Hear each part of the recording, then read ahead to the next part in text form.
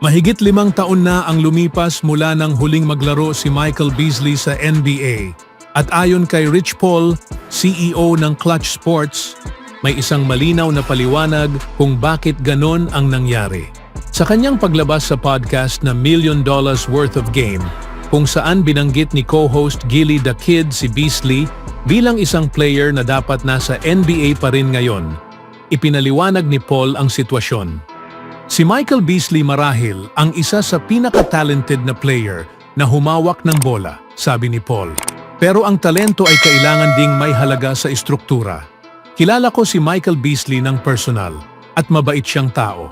Sigurado ako na kung magkakaroon siya ng pagkakataong ulitin ito, gagawin niya ito ng iba. Ipinunto rin ni Paul ang kahalagahan ng pagiging profesional pagdating sa mga player ngayon. Noong nakaraan, hinahanap ko ang talento, mataas na antas ng talento, paliwanag ni Paul. Ngayon, mataas na antas ng karakter at talento dahil tulad ng alam ninyo, mahalaga ang profesionalismo sa lahat ng ito.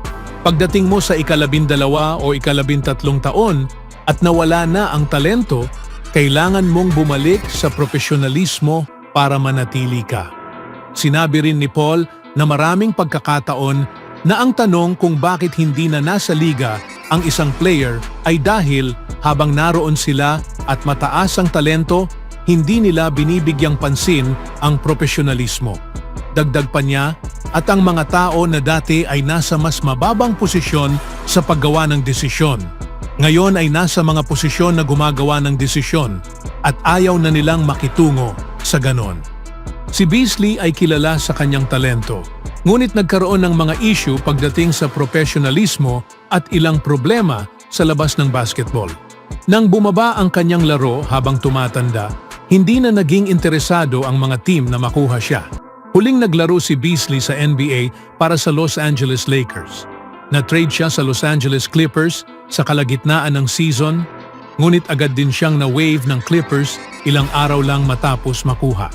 Nabigyan ng isa pang pagkakataon si Beasley na maglaro sa NBA noong pandemya nang kunin siya ng Brooklyn Nets bilang substitute player, ngunit bago pa man siya makapaglaro, nagpositibo siya sa COVID-19, kaya nawala ang kanyang kontrata. Ang pinakamalapit na pagkakataon na makabalik siya sa NBA ay nang isama siya ng Portland Trail Blazers sa kanilang Summer League roster, ngunit hindi rin siya na-sign pagkatapos nito. Mula noon, wala nang malaking interes mula sa NBA teams. Noong nakaraang taon, sa isang interview sa The Boston Globe, sinabi ni Beasley na hindi niya alam kung bakit hindi na siya sa NBA. Kung kaya kong sagutin ang tanong na iyon kung bakit wala ako sa liga, sana nalutas ko na ito noon pa, sabi ni Beasley. Pero hindi ko alam. Para sa akin, ang mahalaga ay manatiling nasa kondisyon at maging handa kung sakaling dumating ang pagkakataon.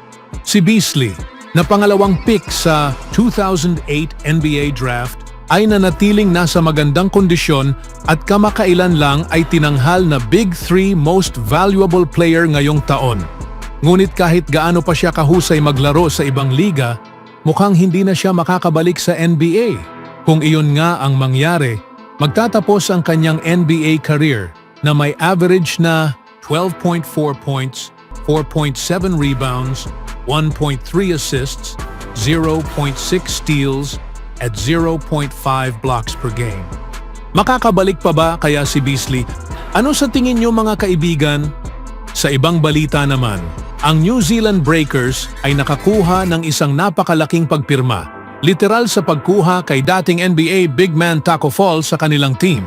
Si Fall, na may taas na 7 feet 6 inches at ikalawang pinakamatangkad na player sa kasaysayan ng NBA, ay sasama sa Breakers sa kanilang 3 larong tour sa USA sa panahon ng pre-season ng NBA. Kahit na isang malaking signing ito para sa team, pansamantalang kontrata lamang ito sa ngayon ayon sa ESPN. Hindi lalampas ang kontrata ni Fall sa panahong nasa United States ang Breakers. Ang New Zealand Breakers ay pumirma kay Tacko Fall para sa kanilang NBA tour at ang big man at tanyag na player ay maglalaro kasama ang Breakers kapag naglakbay sila patungong USA upang makipaglaro sa ilang NBA teams. Si Fall ay kamakailang naglaro para sa Puerto Rican team na Piratas de Quebradillas, ngunit ginugol ang 4 na taon sa NBA at G League mula 2019 to 2022 na naglaro para sa Boston Celtics at Cleveland Cavaliers. Gagamitin marahil ni Fall ang mga laro kasama ang Breakers bilang audition para makabalik sa NBA matapos niyang maglaro sa Puerto Rico at China. Ngunit ang kanyang laro ay magdadala ng dagdag na excitement sa isang promising na lineup ng mga laro. Sa loob ng 2 linggo, haharapin ng New Zealand-based NBL squad ang Utah Jazz, Philadelphia at Oklahoma City Thunder bilang bahagi ng patuloy na NBL x-NBA games na naging staple na ng parehong liga nitong mga nakaraang taon. Maglalaro ang Breakers sa 2 linggo, ngunit mamimiss nila ang 3 at 4 na linggo at babalik sa 5 linggo ng NBL pagkatapos ng mga laban kontra NBA teams. Si Fall ang 2 pinakamatangkad na player sa kasaysayan ng NBA, kasabay nina Yao Ming at Shawn Bradley, at nasa likod lamang ng 7'7" na sina Manute Bol at Jorge Muresan. Siya rin ang pinakamataas na player na pumirma sa isang NBL team.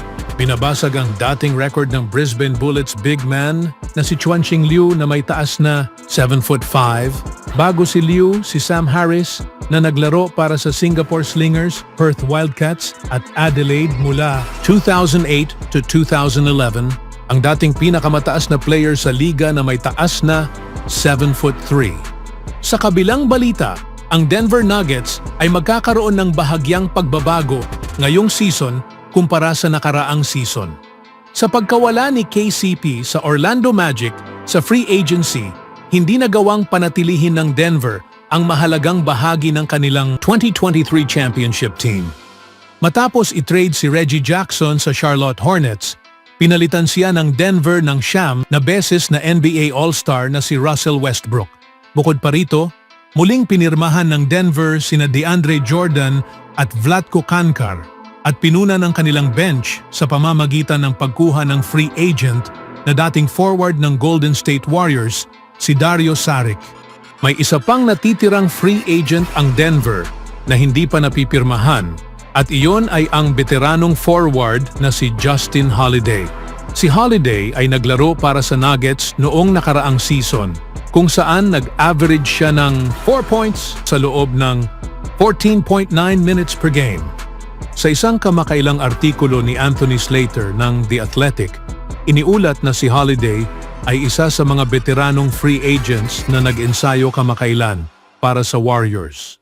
Ayon kay Slater noong Setyembre 19, Justin Holiday at Nasir Little, ayon sa mga source ng liga na nakausap ng The Athletic, ay kabilang sa ilang veteranong wings na nag-ensayo sa San Francisco nitong mga nakaraang linggo. Nanalo si Holiday ng isang NBA championship kasama ang Warriors noong 2015. Sa kanyang 59 games para sa Golden State noong season na yon, nag-average si Holiday ng 4.3 points in 11.1 minutes per game. Bagaman hindi gaanong naglaro si Holiday noong nakaraang season, may 40.4% of shooting mula sa 3-point range na naging kapaki-pakinabang mula sa bench ng Denver. Tila hindi na babalik ang Nuggets sa veteranong forward, ngunit maaring makasama siya muli sa isang team tulad ng Golden State. Si Holiday kaya ang pupuno sa roster ng Golden State Warriors? Ano ang masasabi niyo mga kaibigan? Always do it on my own, so I gotta get through it. And the only thing I know is to love what I'm doing. Never give up, never slow, till I finally prove it. Never listen to the no's, I just wanna keep moving. Keep my head up when I act, head up, that's a fact. Never looking back, I'ma keep myself on track.